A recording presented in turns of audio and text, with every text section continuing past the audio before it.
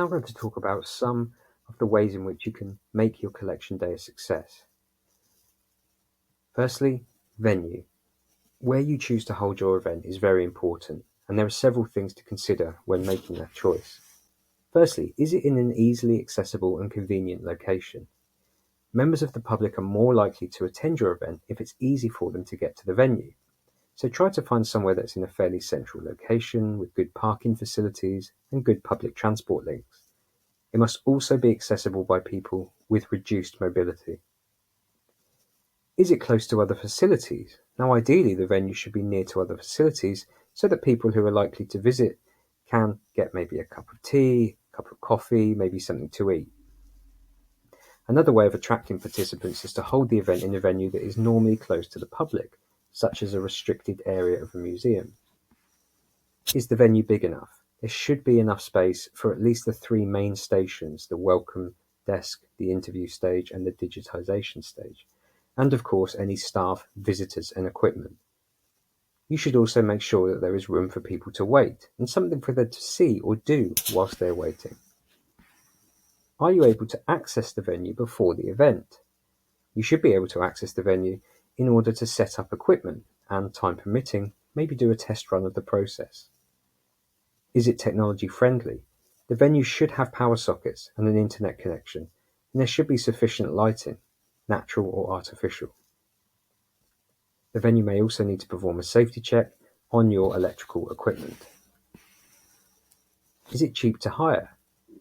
Now, you could try to reduce the cost of hire by offering to promote the venue or by coordinating the collection day with another event. Please get in contact with the project team if you would like to take us up on this latter offer, and we will put you in contact with other people interested in hosting an event in your area. You should also ask the venue to confirm the following: the availability of venue staff on the day. They may need to give you access to the building and set up any equipment. Arrangements for car parking on the day. Access to refreshments.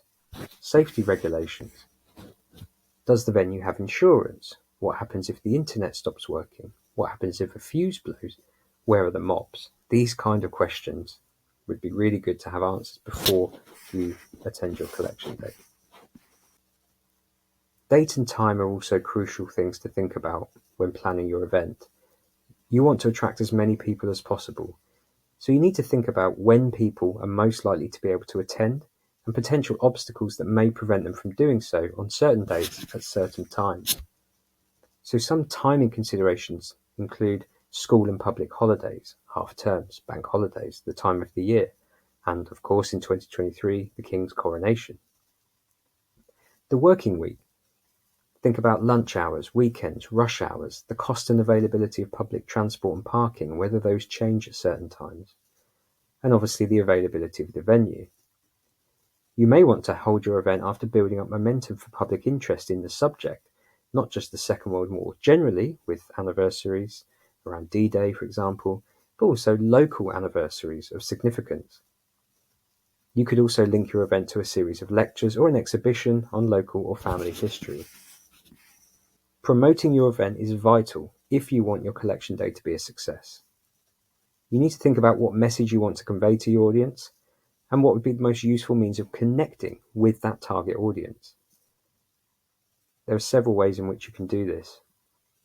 You can distribute posters and leaflets in museums, libraries, cafes, coffee shops, newsagents, community centres, places of worship, and we do provide you with a template poster/leaflet on the toolkit section of the website.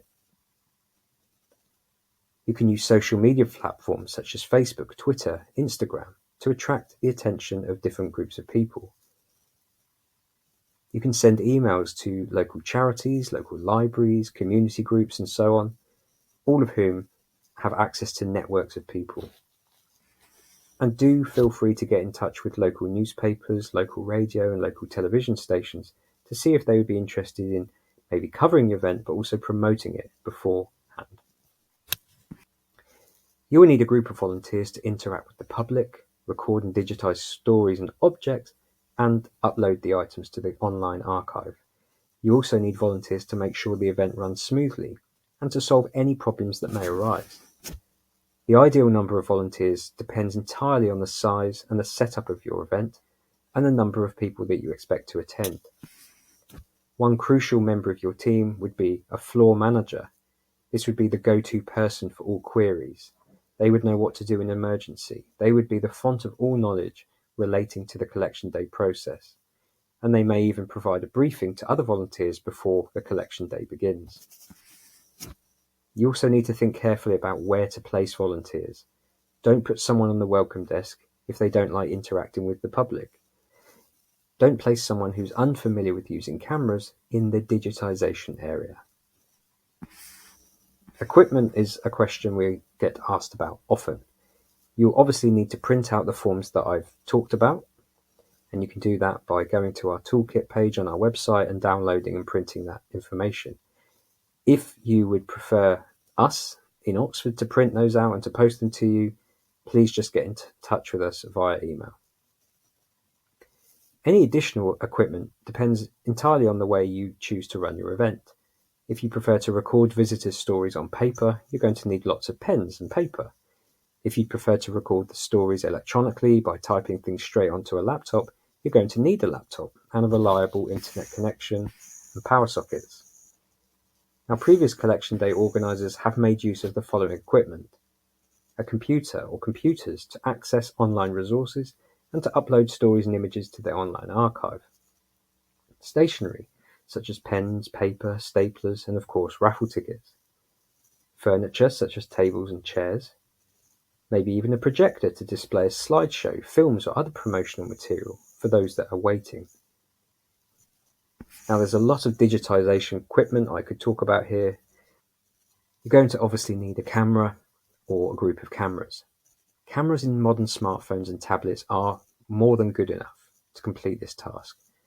There are some problems around how you would hold that device steady and how you would transfer the files. But again, the quality of the cameras in modern smartphones is as good as most SLR cameras from 10 years ago. On the tables where the objects are photographed, it would help if you could set up a black cloth background and a table cover. You can also use book props like the foam supports you see in archives. If you want a scanner, you're going to want the scanning software set up on the laptop or computer. And then there's a host of other photography accessories which may help you.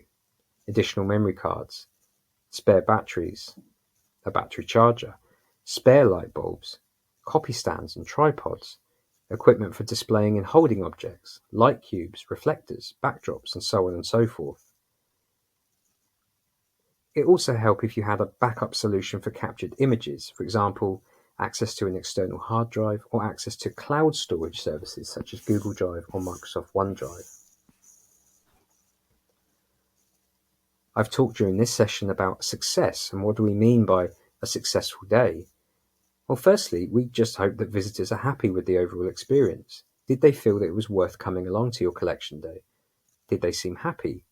Now, one way of improving the chances that they do go away happy is to make the event more interesting for them. So link it with exhibitions, have refreshments, maybe give them the opportunity to meet subject experts where they can actually learn something about the objects. Another way of measuring success is by counting the number of contributions you have, and I would say that this is one of the most common ways that volunteers tend to assess the success of their day. Now, it's very hard for us to say what enough contributions means. Quality actually for us may be more important than quantity in many ways. And if you organise an event in a small village on a Monday morning, don't expect 200 people to turn up. Equally, if you hold the event in a well-visited public place in a major city on a Saturday, you may feel disappointed that only one person came. And I should say, if you're really keen on judging the success of your collection day by contributions and the number of them, then you have to be very good at publicity. Publicity is really key in driving up the numbers of people coming to your event. There will be several ways in which we will evaluate our project, but also the collection days. We have feedback forms that you can distribute to visitors on the day. We're going to ask you to fill out some feedback forms after your event. And again, this information will be emailed to you.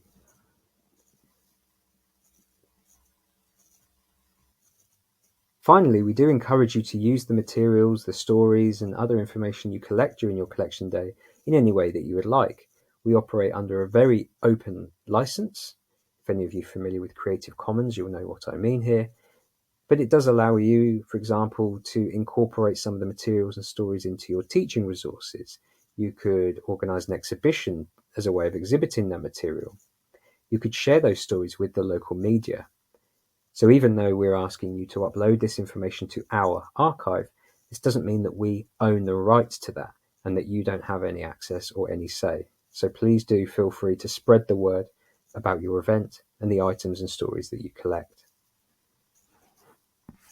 Now, just to finish up, I want to say thank you again for expressing an interest in this project. There are 3 things that I want to finish with. Firstly, I want to reassure you that while the process may seem daunting, it is a very simple one. As long as you keep focused on the 4 stages, you use the forms, you plan well, you use the advice that we can offer you, then everything else will slot into place. Secondly, don't be afraid to innovate. What we're giving you in these sessions is a guide, a model that has served us well, but if there's anything that you can add on to it, or maybe certain parts of the process that you can change, then please feel free to innovate. And if there is a quicker or more efficient way of doing something, please do let us know. We are offering guidance based on our collective experience, but we're not infallible. Finally, we will send you all the links to all the forms and documents covered across these sessions. So please don't go away and feel that you're on your own. You can either go to the toolkit page of our website. If you've already expressed an interest and we have you on our file, then you will be getting these emails whether you like it or not. But please do get in contact with us through our email address, through social media, and through our website. Thank you very much.